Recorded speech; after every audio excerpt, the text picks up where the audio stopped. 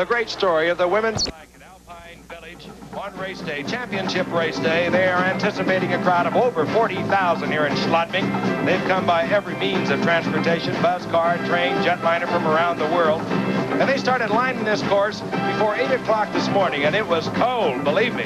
They have their own way, however, of keeping warm here in Austria. The schnapps were not left behind, Bob. That's right, Frank. And the downhill course here in Schladming is fast and it's very icy. As a matter of fact, the racers themselves feel that this is probably the fastest course they race in all year long. And on the bottom shush, they're likely to hit speeds of 80 to 85 miles per hour. Also, it's particularly steep at the bottom. But the key may really be the long turns, because you have to be extremely precise in those. You can't make any mistake at all. Also, there's a very long jump right at the finish line. This is definitely one of the top downhill courses in the world. The course a little more than 2 miles long. They'll average somewhere between 60 and 65 miles per hour coming down the course, and they will hit speeds between 80 and 85 miles per hour at times. Of course, the pressure is really heavy on the Austrians. They have not won an individual gold medal. This Franz Klammer had a tremendous fall yesterday, and it was questionable whether he would be able to go today or not. And there's Hardy Biorotter. He's a defending World Cup downhill champion, but he's on record as saying he does not think much of this course. Now we see the first racer ready to go in the start house, Konrad Kathemann, a young Swiss racer who literally skied his way onto the Swiss team with a great training run yesterday. Konrad Kathemann on the course, and this is the coverage provided to us by Austrian television. We'll cover them at the top, and then we'll pick them up a little later on down on the course. There we see just at about 1 minute with the time running for Kathemann. Okay, Frank, that top part of the course, incidentally, is quite flat. They really have a chance to test out their wax to make sure the skis are running well. And down here, things start to get pretty active, as we can see. You know, Kathemann has kind of been a mystery to the Swiss. They think he has tremendous potential. He's usually very strong in training, then he usually crashes in the race or doesn't do so well. So they're really expecting good things from him. Look at him take some air right there. There are a couple of little roads that really go to a farmer's house when it's not being used for a race course here. And you saw the intermediate time. That, of course, the time at the top of the hill. That was 1:14 even for Kathemann. Quite a view there. Here he is really coming on about 65 miles an hour. Coming down in here to a very critical little S-turn. This is really the key. A little side hill right there is setting up for the bottom part of the course. And we can see Kathemann dropping just a little bit low there. Now he's going to come down into the final strip. That will be the running time on the right. Of course, Kathemann, the first racer on the course, and we'll get an idea to judge the other racers by his time. There it is, 1:55.58. Kathemann, the first racer down the course, and of course, he has the lead. Erwin Resch, a fine young Austrian racer. He won at Gardena earlier in the year, second in the last downhill before the World Championships at Wengen. He is perhaps in the best form of all the Austrian racers, Bob. Well, Frank, he's going to be 20 on his next birthday. He's really a young one. And talking to the Austrian coaches about it, they say he's a physical phenomenon. He runs cross country, rides his bicycle. He's extremely strong and really likes to go fast. That is a running time on the right. That, of course, of Resch. You'll see the time, the intermediate time, come up on the left of Kathemann. We'll get an idea how fast was Resch on the top as we compare it with the intermediate time of Kathemann. He looks pretty good, Frank. Also, they say he has great nerves. Nothing bothers him. I'll tell you, when you're skiing here in Austria, they haven't won an individual gold medal yet in this World Championships. Can you imagine the pressure on them? Resch was 8/100ths of a second behind Frank, Kathemann. he lost his pole. Frank, he lost his pole up there. He looked for it, too, as though he's lost his pole. He's going down the course without a pole. Can you imagine going 60 to 70, 75 miles an hour with a pole in your hand? It's amazing. Now, this will give you an idea how strong this guy is. Look at him come down here. Look at him fight. If I wasn't Resch in Kitzbühel, who lost the pole in the combined downhill, he finished fourth there. I'll tell you, this is an amazing competitive run. I'll tell you, you really got to want to go fast in the downhill to do this. And the time to beat Kathemann to take the lead, and no, Resch has moved into second place behind Kathemann. How about that? Keep in mind the speeds that he is traveling, and he's doing it with one pole. I couldn't do it before. Well, Frank, when you get going down a mountain this fast, you've got an awful lot of things to worry about, much less losing your ski pole, which does have a big effect on your balance and in your turns, too. Now he gets back just a little bit right there, and as he comes down here, watch his left hand. He's just going to wrap it around that pole, and when he does that, there goes his ski pole off. Well, for a minute there, he maybe thought he had the stirrup on and could get it back. He couldn't, I'll tell you. It was really some effort to make it down so well from there on. So Erwin Resch, the first of the Austrians, is down the hill safely. It was a great effort, but he does not replace Konrad Kathemann, the Swiss. And there is the Matrix machine with which the huge crowd here at the finish line is watching the action, and we'll be back. 20 years old. And Bob, he has sort of the reputation, if he doesn't win it, he's going to put it in the woods somewhere. He is really kind of wild. Well, he is wild, but he's also very talented. Many people feel that he's the next Franz Klammer. He's very frantic in his skiing. But the thing that's really good about him, Frank, is he's really good on the turn. He used to be a giant slalom skier, as a matter of fact. Running time on the right. We'll have an opportunity to compare Heinzer's time at the top of the hill against that of Katterman. There it comes up on the left.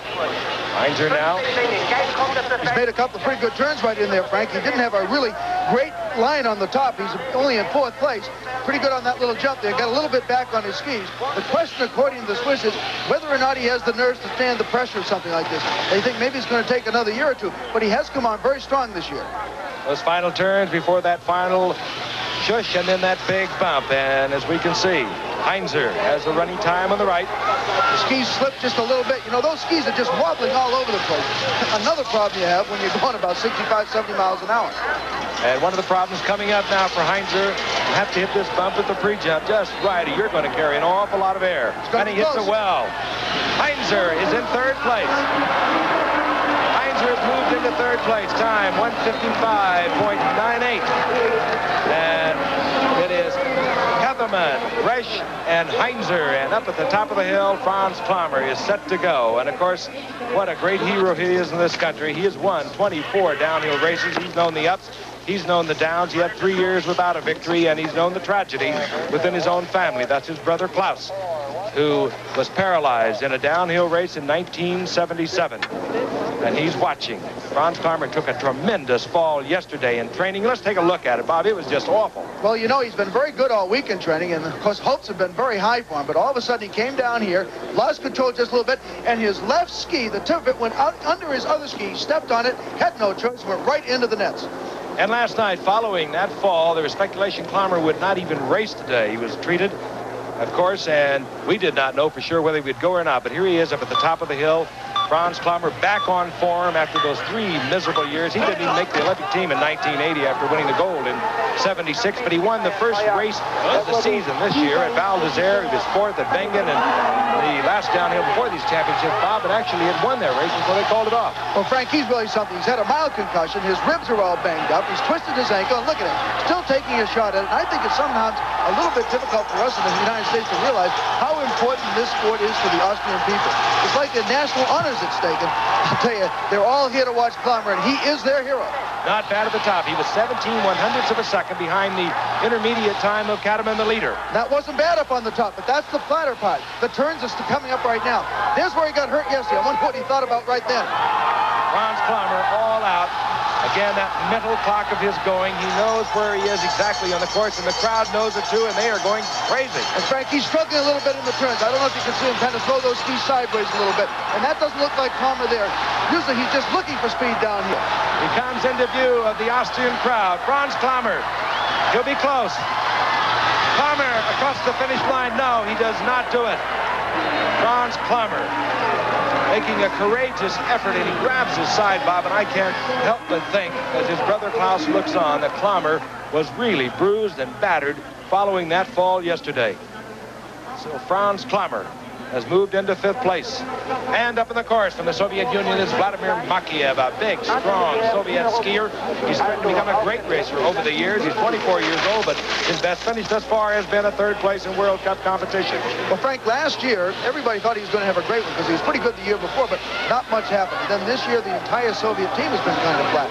Many feel that they've really just trained too hard. They were on glaciers all summer and fall. They do a lot of dry land conditioning. They're extremely, extremely strong, but they really haven't been all that great.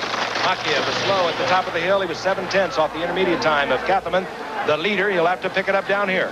Well, one thing, if strength is going to help you, it'll help you in these tough turns down here at the bottom. Makiev is plenty strong. You know, it's amazing, Frank, that you train for months and months and months for just a little bit under 2 minutes of thrills. Unbelievable, isn't it? Now he comes into the sight of the crowd. His running time is on the right. You'll see the time to beat to take the lead. That of Katterman on the left. His running time on the right. And he's in trouble. Down he goes at the finish line. Makiev took a terrible fall just at the finish line. He looks like the skis caught air, Bob, and he just was airborne. Really well. Last year, 2 years ago in this competition, he fell after going through the finish line and took a bad fall. Well, Bob, I know he caught much more air than he wanted to. It looked as though his skis caught the air and he just took off. Well, here he is coming down that final stretch about 80 miles an hour. And when you come down here, you have to lift a little for that bump. Try not to catch it head on. And keep those fists driving right to your boot top so you don't raise up. Now watch what happens here. He starts to get air, and then those fists come up. And I'll tell you, that's something you don't want to do. You know, Frank, look at that time on the right. Here he slides all the way through here. You know, he probably would have gone into first place had he not fallen. Makiev sliding through the finish area, taking a tremendous fall. He's being assisted now from the finish area. He is really shaken up. The leader at the moment is Konrad Kattermann of Switzerland, followed by Erwin Resch of Austria. Franz Heinzer of Switzerland is in third. We'll be back with more action. Defending World Cup downhill champion. The Austrians still looking for that elusive gold medal here in the championship. The national pride on the line.